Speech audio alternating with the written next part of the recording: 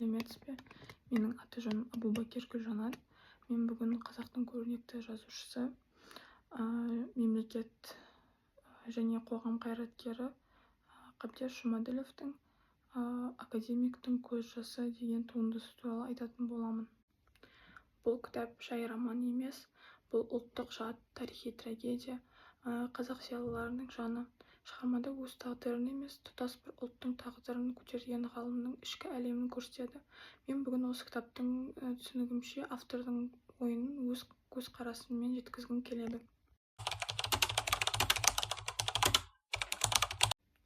Академиктің көз жасы бұл қазақ интеллигенциясының тағдырын, ұлт үшін күрескен тұлғалардың ішкі трагедиясын көрсететін шығарма.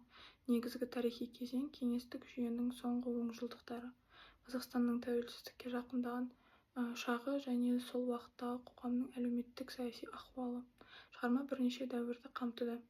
Бірінші кезең, яғни бірінші кеңістік, Қытайдағы қазақтар, Шыңжаң. Бұл кезеңде қазақ қауымы екі оттың ортасында қалады. Бір жағында Қытай коммунистік жүйесі, екінші жағында өз ұлттық болмысы. Мемлекет адамды ортақ жүйеге сіңіруді тырысты. Тілден ажырау, дінге шектеу, салт-дәстүрді ығыстыру. Шекара, көшу, босқындық қазақтың ішкі жарасы. Екінші кеңістік, кеңестік Қазақстан. Бұл жақта жағдай жақсы емес. 1920-30 жылдарда аштық пен босқыншылық, 1937-38 жыл қуғын-сүргін, зиялыларды жою, ғалымдарды идеологияға бағынықты ету.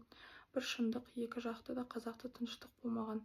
Қабдеш Жұмаділов осыны кейіпкерлердің тағдыры арқылы дәлелдейді. Адамның өмірі саясаттың құрбаны. Сонымен қатар автор бізге кеңестік дәуірінің шындықты айтуға болмайтын кезеңін, ұлттық ғылым мен мәдениеттің басып жаңғырған жүзін, академик жазушы ғалымдардың ішкі тартыстарын өмірлік оқиғалар арқылы көрсетеді. Романда жеке адам трагедиясы арқылы тұтас қоғамның рухани жарасы ашылады. Бұл тек бір кейіпкердің тағдыры емес, ұлттың тағдыры. Шығарманың басты идеясы қазақ интеллигенциясының рухани соққыға ұшырауы және ұлттық намыстың өзіне лайық орнын талап етуі. Автор бірнеше ірі сұрақ қояды. Ғалымның, зиялының міндеті не? Ұлтқа қызмет ету деген не? Кеңес жүйесінде адамның еңбегін бағалай білу қалай жүрді? Соңғы демі қалғанша туған халыққа адал бола ала ма? Шығарманың негізі ұлттық жад, рухани еркіндік, адам бойындағы намыс пен ар. Жазушы академик бейнесі арқылы жалған беделді, жалтақтықты және де мансапшылдықты сынға алады.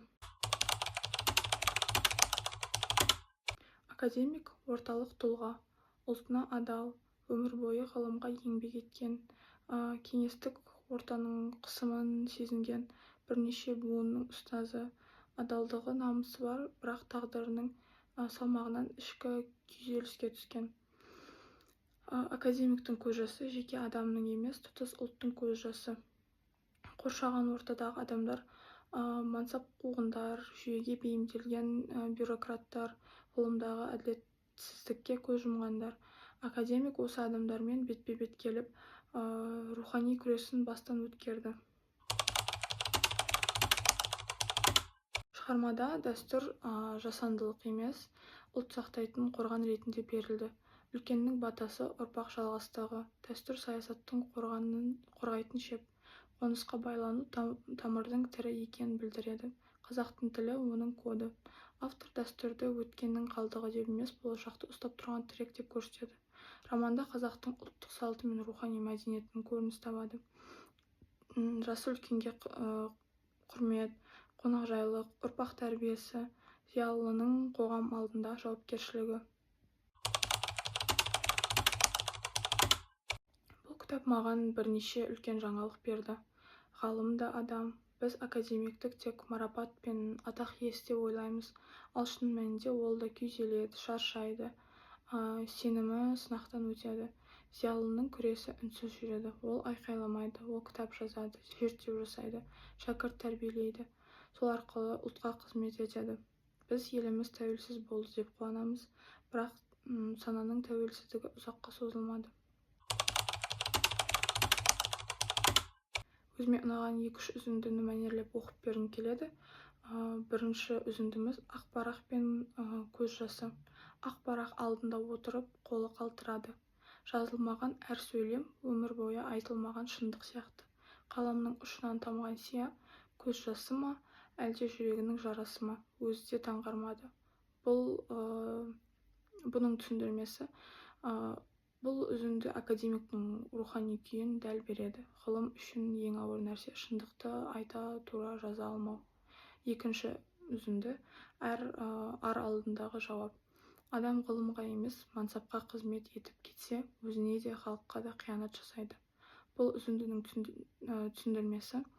Бұл шығарманың басты идеясы Қабдеш Жұмаділов қазақ ғылымында формализм мен жалған атақ қууды қатты сынайды. Үшінші үзінді ұлтпен бірге жылау. Залым заман жақсарды үнсіз жылататын. Академик жылағанда ол өзі үшін емес, ұрпағы үшін жылады. Бұл үзіндінің түсіндірмесі. Көз жасы рухани шаршаудың белгісі. Адам әлсіз болғандықтан емес, тым көп ауырлықты көтерген үшін жылайды. Кітап оқып отырған кезде кейіпкерлерге жаным ашып, бір сәтте өз ата-бабаларымның өмірін елестеттім деуге болады. Өйткені біз мектепте, қоғамда, әлеуметтік желілерде тек батырларды немесе жеңісті көреміз.